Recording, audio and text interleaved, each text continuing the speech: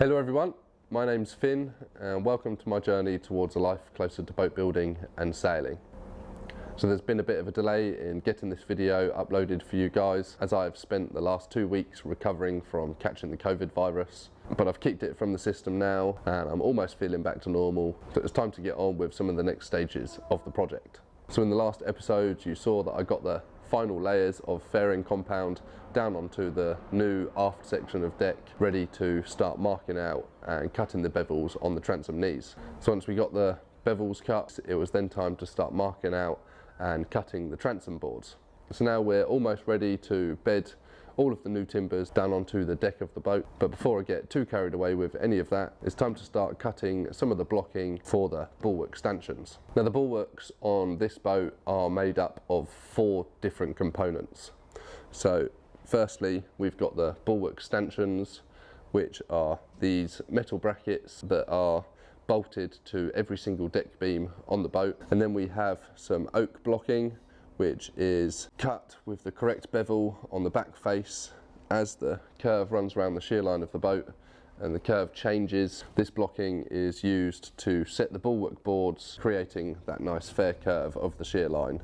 We then have the bulwark planking itself, which we've got some British larch on the starboard side of the boat already, and that's then finished off with an oak capping. So the previous owner of the boat had already got this starboard side fitted and capped, but as the bulwarks ran aft from about midships to the stern of the boat, the bulwarks crept inboard. So where we've got a 1-inch overhang of the rubbing strake on the outside of the bulwarks up on the forward section of the boat, as these bulwarks ran aft, running up to the transom, they crept in, so we ended up with about 2 inches of rubbing strake outboard of the bulwarks. So all I've done is removed all of this blocking in the areas where it was not quite set to the right position, and I've now got to cut all of the new blocking to push the bulwarks outboard to create a nice fair curve as we run aft to meet the new transom. Now personally, I don't really like the way that the previous owner had all of the stanchions made, but as we've got 46 of them already fastened to every deck beam, I feel I don't want to start removing all of these and having to fill all of those holes and then to come up with a new way of fastening the bulwarks to the deck. So as we've already got them already fastened to the boat, I'm just going to make do and just continue to finish making them the way that the previous owner had obviously planned to.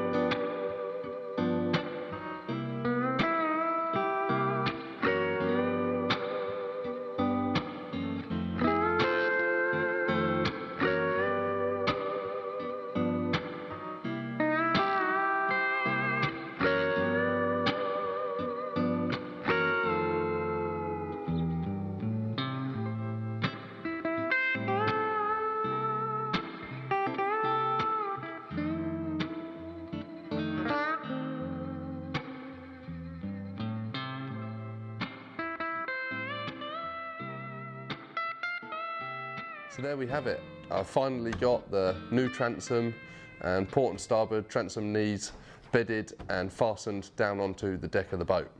So I've used a product called Sabotac or Sabre 715. Now this is just a really trusted bedding compound used in the marine trade, and I've used it for a couple of jobs on some of the other boats that I've been working on, and I've had some really good results with this stuff. So decided to use it to bed these components down onto the boat. So as well as the Sabotac bedding compound, the knees have also got some 150mm M12 A4 stainless coach screws driven right down into the beam shelf, and then I've done the same with some 100mm coach screws through the back of the transom boards and into these transom knees, bolting all that nice and solid together. Now that's all bedded and fastened to the boat, the temperature's really starting to rise as we're moving towards summer. Now, being in a shed with a tin roof, it does get quite warm up on the deck of the boat. Now, all of this transom assembly so far has had 3 coats of raw linseed oil mixed 50-50 with some white spirit. Now, the white spirit just really helps to draw the oil into the timber, and that's just going to stop all this lot drying out too quickly and hopefully reducing the risk of any chipping or any splitting to be showing up on the surface. So that's about all I've got time for in this video. So I would just like to say a massive thanks to all of you guys watching these videos, your support by liking and commenting and subscribing to my channel. And for all of you guys that have donated to the project through my Amazon wishlist or PayPal or becoming a patron, your support really is overwhelming and it really helps towards the production of these videos. So thank you all for watching, and I'll see you next time.